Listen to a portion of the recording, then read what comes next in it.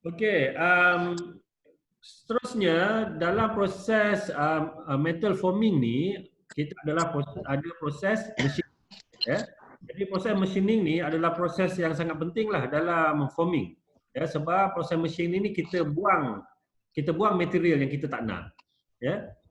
Untuk jadi lebih cantiklah kita punya produk. Ya. So, untuk slide yang ni kita akan belajar dia punya asas kepada machining. Okey, next barulah kita belajar jenis-jenis proses dia. Kita ada proses turning, kita ada proses grinding dan kita ada proses apa nama dia? Sekejap. Apa nama dia? Nanti kita tengoklah. Saya tak boleh nak ni pula. Okey, jadi untuk slide yang ni adalah fundamentals ya. Okey. Dalam proses mesin ini dia ada banyak proses ni milling ya. Ada banyak proses lah. Yang pertama ialah turning. Ya, dalam proses turning ni workpiece tu kita rotate dan kita ada cutting tool yang akan remove layer of the material. Itu adalah proses turning. Mungkin anda ada yang pernah tengoklah ya dalam makmal, dalam lathe machine. Anda tengok tak?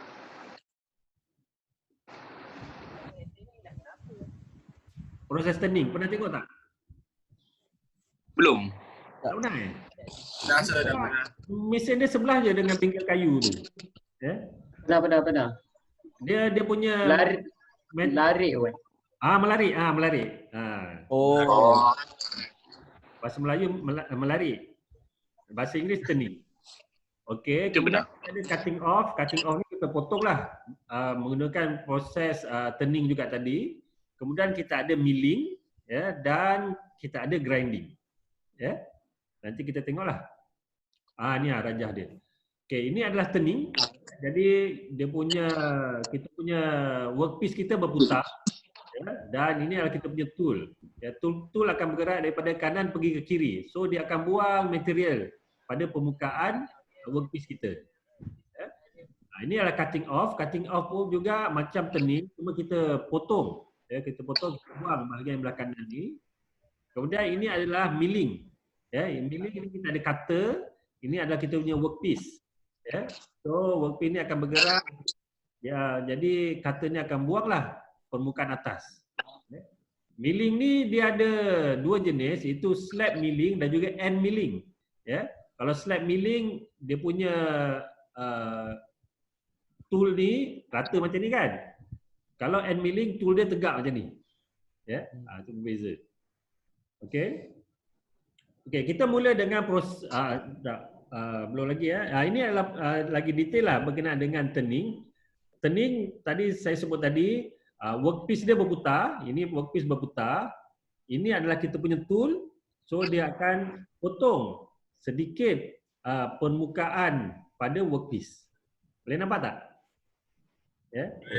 Semua dah tak pasal video So tool ni akan bergerak ke kiri. Ya, tool akan bergerak ke kiri, dia akan buang sikit. Ya. Berapa banyak tool ni bergerak ke kiri, kita panggil feet. Right? Feet ni diukur dalam ukuran millimeter per revolution. Bermaksud pada satu putaran workpiece berapa banyak dia bergerak ke kiri. Itu adalah nilai feet. Ya.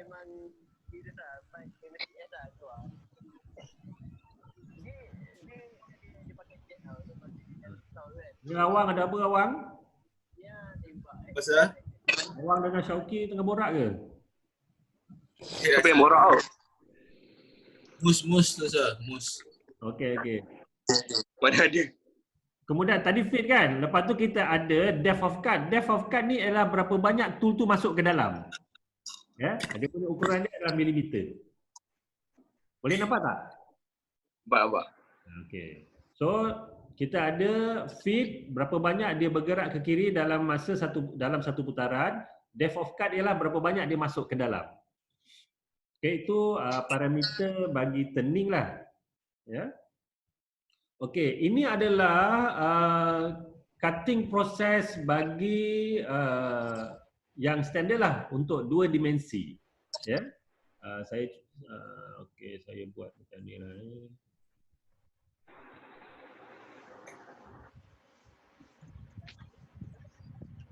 So, cutting proses tu dia macam ni.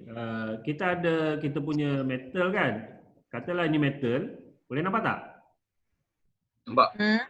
Lepas tu kita punya tool. Tool tu dalam bentuk segitiga macam ni.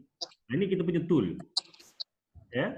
So, dia akan potong kita punya metal kat sini. So, meninggalkan bahagian yang belah sini. Dia potong atas lah. Dia potong atas. Ya. So, yang belah atas ni dia akan ternaik ke atas ni. Ya. Jadi macam tu.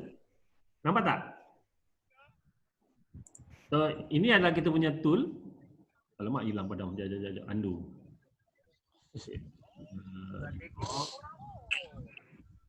Ini kita punya tool ni. Ini adalah kita punya tool. Ya. Yang ni kita punya yang belah kiri tu kita punya workpiece. Tool tu dia akan masuk ke dalam workpiece. Dia akan ke atas ni kita panggil chip. Ini kita panggil chip. Sorry saya tulis pakai tangan je ni.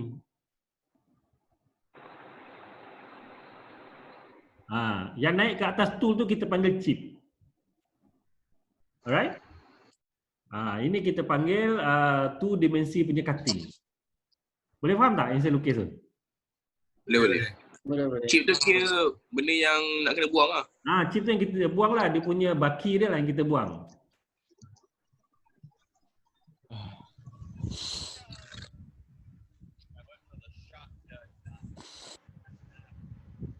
So, macam ni. Nampak tak? So, yang warna purple tu, ini adalah kita punya tool. Ini kita workpiece tadi kan. So, tool dia akan masuk, dia akan potong. Metal tu akan terpotong, chip tu akan ternaik ke atas. Ini adalah hasil dia lah. So, tool ni dia akan bergerak ke kiri. So, dia akan bergerak ke kiri, chip ni akan naik ke atas. Boleh faham Boleh. So, kat sini dia ada beberapa parameter yang penting. Iaitu yang pertama kita ada alpha ni. Alpha ni kita panggil sebagai rectangle.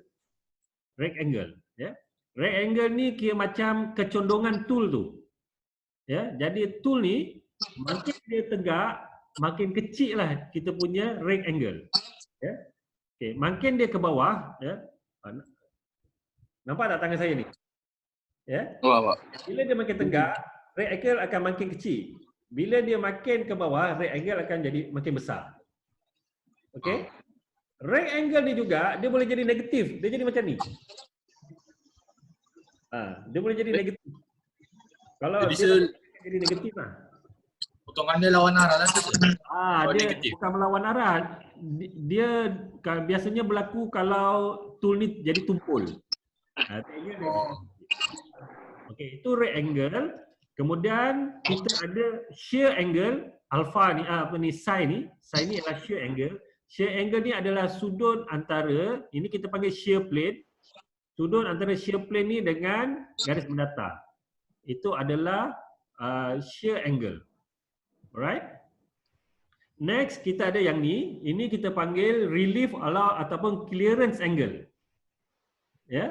Iaitu sudut antara tool dengan permukaan yang kita dah potong. Kita panggil sebagai relief ataupun clearance angle. Boleh faham Okey.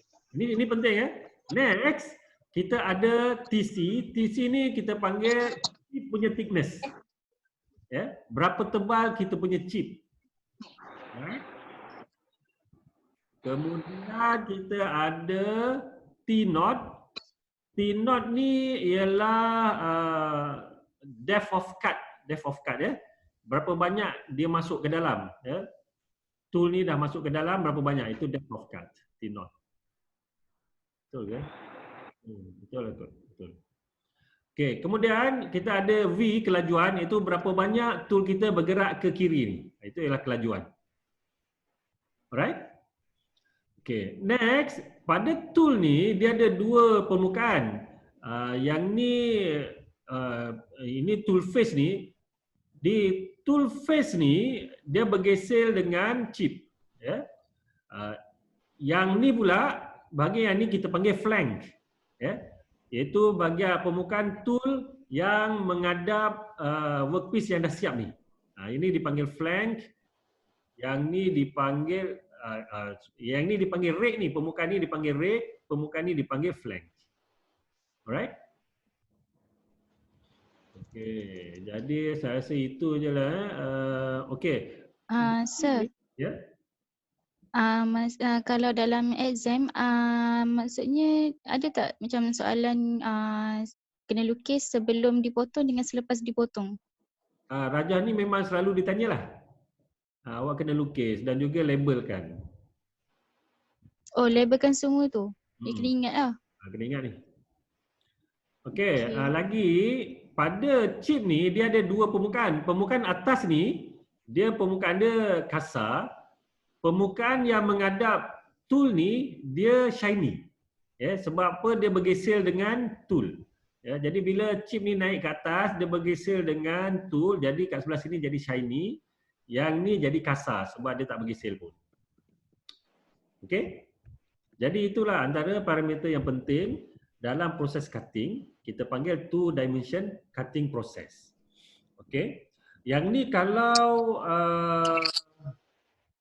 yang ni yang cantik lah.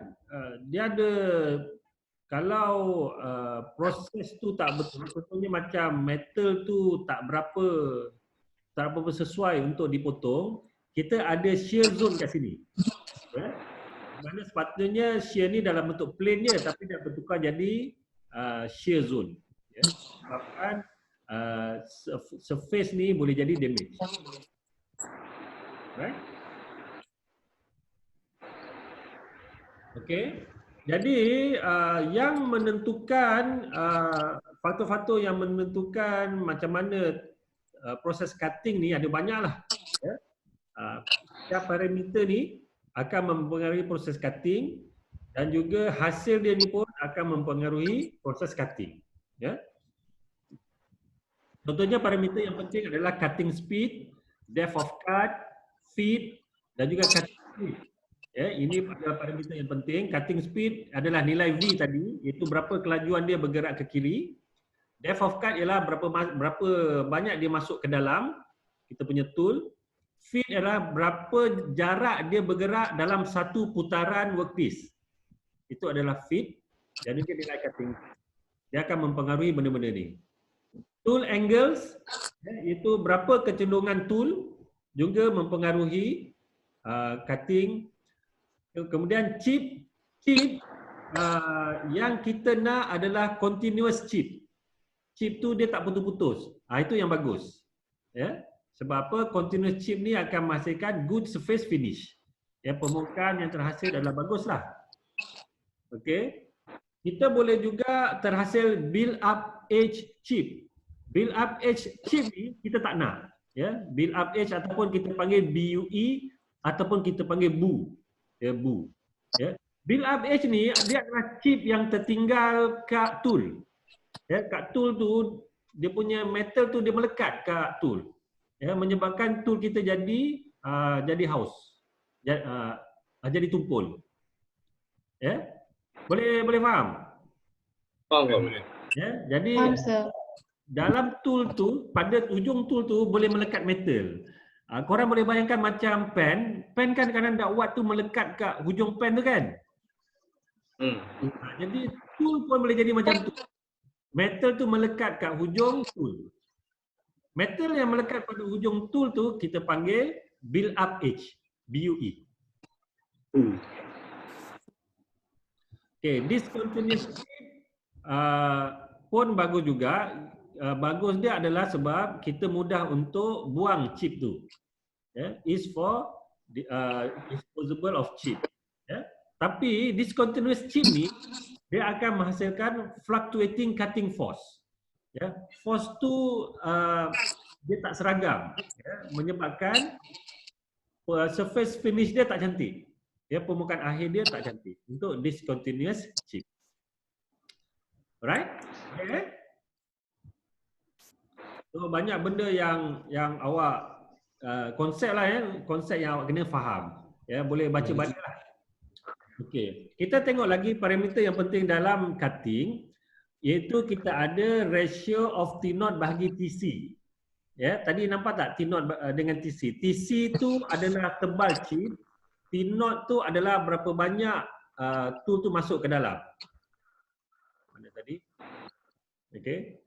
Ini adalah T0, ya, berapa banyak tool tu masuk ke dalam. Ini adalah TC. Ya. Ratio bagi T0 bagi TC ni penting ya.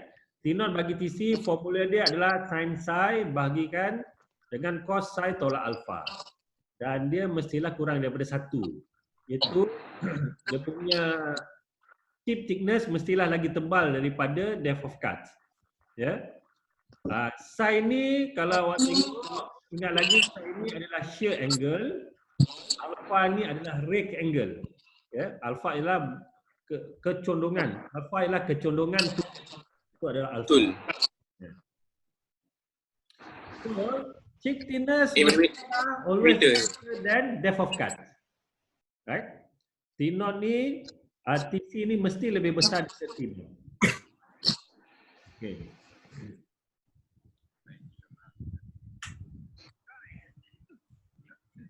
Okay, cutting tool kita dia sebenarnya 3 dimensi. Dalam rajah yang saya tunjuk tadi 2 dimensi kan. Bentuk segitiga saja, dia sebenarnya 3 dimensi macam ni. Ya. Dan bentuk dia kalau kita tengok dalam bengkel dia bentuk 4 segi macam ni. Ya. Kita letakkan pada tool holder, ini adalah tool holder. Jadi kita punya tool tu ataupun kita panggil insert. Ya. Nadia nak masuk balik Okey, sekejap Okey. Okey, jadi kita ikat tool ni kepada tool holder menggunakan kita punya clamp, ada clamp. Ya, jadi tool ni kita boleh gantilah bila dah tumpul ke apa kita ganti, kita letakkan ganti dengan yang baru. Right? Okey. Untuk tool ni, parameter yang paling penting sekali adalah tool life. Ya, berapa lama tool tu boleh digunakan. Ya, dan tool ni dia boleh jadi haus.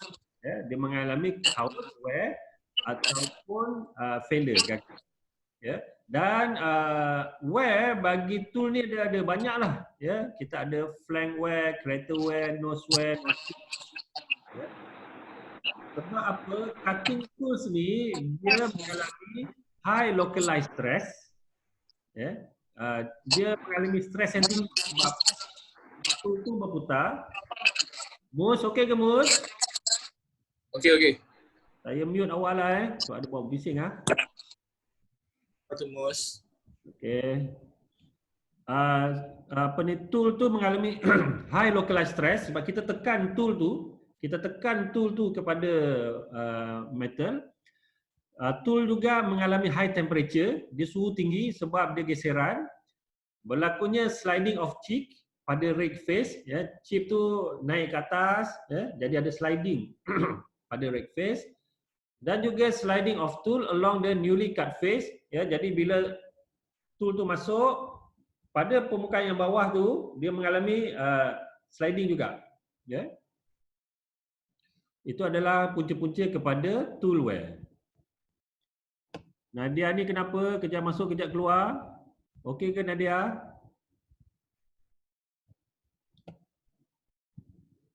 Okey, ini adalah jenis-jenis tool wear tadilah. Ya. Kita ada flank wear. Ini adalah flank wear. Nampak tak? Hai, semua senyap je. Buka. Nampak sir. Okay. Nampak. Dengar. Ini kita, yang ini kita panggil crater wear, ya, crater wear. Crater wear ni berlaku pada rake face. Ya. Kemudian kita ada flank wear. Ini adalah flank wear. Flank wear ni berlaku pada flank face. Ya. Ini adalah flank face, ini adalah rake face. Rake face ni adalah tempat chip naik ke atas, ya, dia akan bergeser dengan chip. Flank face ni adalah tempat dia bergeser dengan workpiece yang kita dah potong. Okey.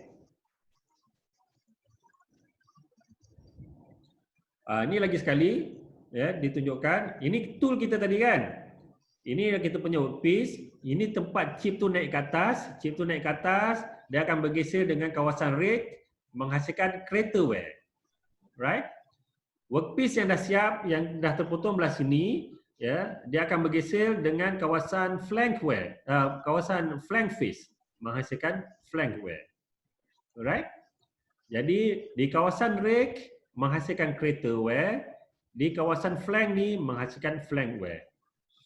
Okey, ini contoh lagi raja-raja, ini adalah crater wear, ini adalah flank wear. Okey. Okey, seterusnya adalah beberapa lagi formula, ya. Ini adalah formula untuk tool life, ya. Formula ialah VT kuasa N sama dengan C, dipanggil Taylor equation, di mana T adalah time required to develop certain flank wear length, ya. Masa yang diperlukan untuk menghasilkan suatu wear, suatu house, ya. V ini adalah kelajuan bagi cutting lah, berapa laju dia bergerak ke kiri. Okey. Dan nilai N dengan C ini adalah parameter yang kita dapat melalui eksperimen. Kalau kita ambil kira nilai feed rate dan juga depth of cut, kita dapat formula ni, VT kuasa N, D kuasa X, F kuasa Y sama dengan C. Ya, di mana V ini adalah kelajuan tool bergerak ke kiri, T adalah masa untuk menghasilkan wear, D adalah depth of cut, F ialah feed rate. Okey?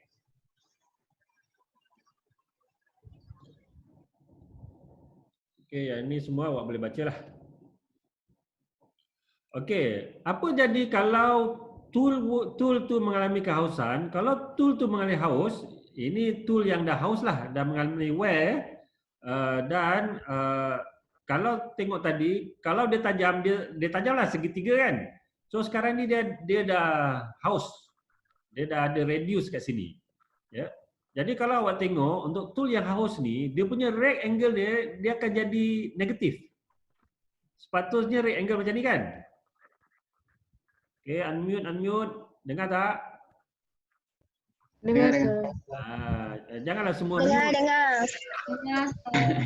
Nampak macam saya cakap seorang-seorang. Sorry. Ya, dengar. Dengar.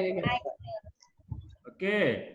Kalau dia jadi dull macam ni, dia dah jadi haus, dia punya rate angle akan jadi negatif. Dan bila dia jadi negatif, dia sebenarnya tak memotong pun. Dia bergeser je dengan permukaan. Dia dah tak jadi tajam. Okey. Okey. Okay. Jadi itulah berkenaan dengan fundamentals of machining. Ya. Jadi kita belajar asas kepada proses machining. Yang paling penting kat situ adalah rajah dua dimensi cutting tadi. Ya, awak kena ingat yang tu. Oh Syauqi, awak buat apa tu? Oh. Sikat rambut. Okey, yang penting rajah dua dimensi cutting tadi tu kan, ya. Awak boleh nampak kawasan rake, kawasan flank, ya. Chip kat mana, depth of cut kat mana, nilai T0, yang tu awak ingat. Okey? Right. Jadi lupa nak off record. Mana tadi?